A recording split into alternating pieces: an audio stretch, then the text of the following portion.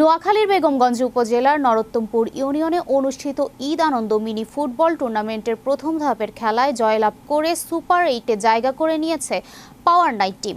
সোমবার বিকেলে নরোত্তমপুর ইউনিয়নের পণ্ডিত বাজার মাঠে অনুষ্ঠিত ম্যাচে শাহজাহান ফিরোজ স্মৃতি সংসদ মুখোমুখি হয় পাওয়ার 9 দলের।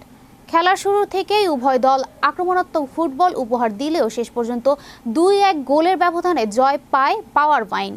ম্যাচে পাওয়ার 9 দলের খেলোয়াড়রা দুটি গোল করে দলকে এগিয়ে নেন। অপরদিকে শাহজাহান ফিরোজ স্মৃতি সংসদে একটি গোল শোধ করলেও পরাজয় এড়াতে পারেনি।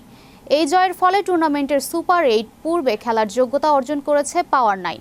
খেলা উপভোগ করতে মাঠে উপস্থিত ছিলেন বিশিষ্ট ব্যবসায়ী ও সমাজসেবক জহিরুল ইসলাম, আয়াতুল্লাহ, অত্র ইউনিয়নের যুব দলের সাবেক আহ্বায়ক সুমন মিয়া, নরোত্তমপুর ইউনিয়ন যুব সংগঠনের আয়োজনে অত্র সংগঠনের সেক্রেটারি ইকবাল হোসেন, যুগ্ম সাধারণ সম্পাদক আরিফ হোসেন, খেলার আহ্বায়ক খলিলুর রহমান সহ আরও অনেকেই।